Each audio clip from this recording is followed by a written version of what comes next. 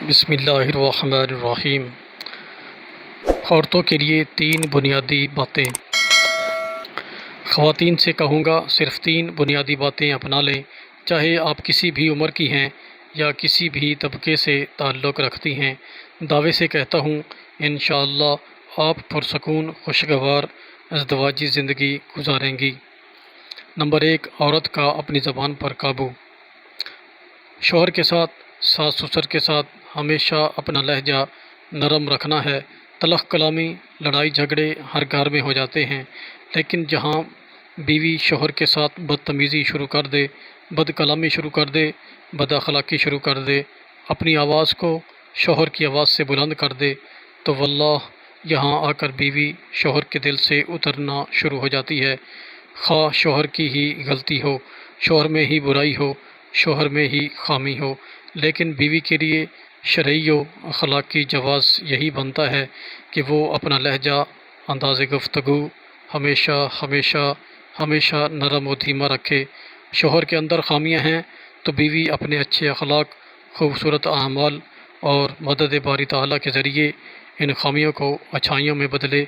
اسی طرح ساس سسر ہیں، اگر جوائنٹ فیملی میں ہیں تو مکمل کوشش ہونی چاہیے کہ ساس سسر کی خدمت کر کے دعائیں حاصل کریں۔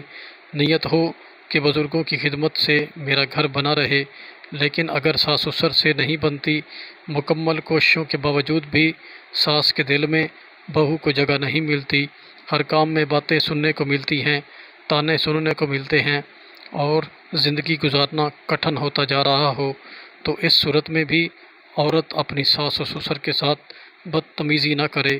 خواہ ساس سسر میں ہزار خامیاں ہوں، لیکن بہو ساس سسر کے ساتھ ہمیشہ اپنا لہجہ نرم و دھیما رکھے۔ یہاں بھی وہ اپنے اچھے اخلاق اور مدد باری تعالیٰ کے ذریعے ساس سسر کا دل جیتنے کی مکمل کوشش کرے۔ اگر تمام تر کوششوں کے باوجود خاطر خواہ نتیجہ نہیں نکلتا تو پھر شوہر سے الگ گھر کا مطالبہ کرے، اور شوہر کے اوپر واجب ہے کہ بیوی کے اس مطالبے کو پورا کرے۔ تمام باتوں کا لب لباب یہ ہے کہ بیوی اپنے تمام شرعی حقوق کا استعمال کرے، لیکن شوہر اور ساس سسر کے ساتھ گفتگو میں ہمیشہ ہمیشہ ادب و اخلاق کا خاص خیال رکھے۔ نمبر 2، شوہر کے لیے سجنا سنورنا۔ خوشگوار ازدواجی زندگی میں بیوی کا اپنے شوہر کے لیے سجنا سنورنا نہایت ضروری ہے۔ خواتین اس چیز میں بے حد لاپرواہ ہیں، شادی کے کچھ وقت بعد ہی سجنا سنورنا بند کر دیتی ہیں۔ جواب ملتا ہے کہ بچے ہو گئے ہیں، گھر میں ہزار کام، وقت نہیں ملتا، ساس اجازت نہیں دیتی، وغیرہ وغیرہ۔ یہاں آپ مکمل غلطی پر موجود ہیں، گویا خود اپنے ہاتھوں سے شوہر کو دور کرتی ہیں، پھر سارا دن شکایت کرتی ہیں کہ شوہر جلدی گھر نہیں آتے، شوہر ہم میں دلچسپی نہیں لیتے، موبائل میں مصروف رہتے ہیں، دوستوں میں مصروف رہتے ہیں، لیکن مجھے وقت نہیں دیتے۔ مطلب میری سمجھ سے باہر ہے۔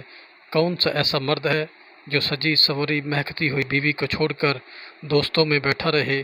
میں یہ نہیں کہتا کہ آپ دلہن بن جائیں، لیکن 10 منٹ تو ایک عورت شوہر کے لیے نکال ہی سکتی ہے کہ کپڑے تبدیل کر لیے، بال بنا لیے، چہرہ صاف کر لیا، کوئی کریم ہی لگا لی، ہلکی خوشبو لگا لی کہ میرے شوہر آنے والے ہیں۔ یہ تمام مختصر اور چھوٹے چھوٹے کام ہیں، لیکن یہ ہم سے نہیں ہوتے۔ دوسروں کی شادیوں میں، دیگر تقریبات میں جانے کی بات ہو تو مہنگے سے مہنگا چمکتا دمکتا لباس زیب تن کیا جائے گا، میک اپ کے ڈبے ختم کر دیے جائیں گے، پرفیوم اڑا دیے جائیں گے، اور یہ سب کس کے لیے؟ غیروں کو دکھانے کے لیے۔ اپنے شوہر کے لیے ایک لپسٹک لگانے کی فرصت نہیں، اپنے شوہر کے لیے زیب و زینت اپنائیں، غیروں کے لیے سجنا سنورنا تمہیں نقصان دے گا اور اللہ ناراض ہوگا۔ شوہر کے لیے سجنا سنورنا تمہیں فائدہ دے گا اور اللہ راضی ہوگا۔ لہٰذا ان باتوں کو اپنائیں اور گھروں کو جنت بنائیں۔ شادی کو 2 سال، 10 سال، 20 سال یا 50 سال کتنا ہی عرصہ گزر جائے، لیکن ایک بیوی کو یہ عمل کبھی نہیں چھوڑنا چاہیے۔ نمبر 3، فرض نمازوں کی پابندی۔ جو عورت اپنی زندگی میں پنجگانہ نمازوں کی پابند رہے گی، اسے انشاءاللہ زندگی میں کبھی کسی بات کا غم نہ لگے گا۔ جو عورت باقاعدگی سے نماز کی پابند ہو، رب تعالیٰ اس کے معاملات، اس کی پریشانی، اس کے مسائل کے حل کی ذمہ داری خود لے لیتے ہیں۔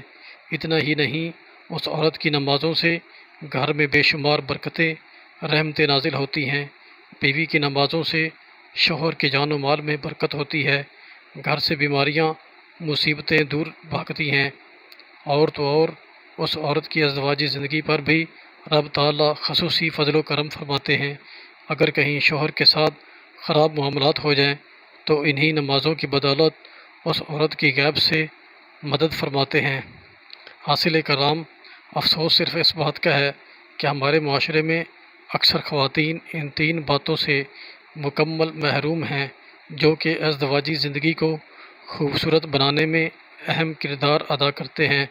ان تین باتوں کو اپنائیں، میں دعوے سے کہتا ہوں انشاءاللہ 80% مسائل کا ختم ہوتا دیکھیں گے۔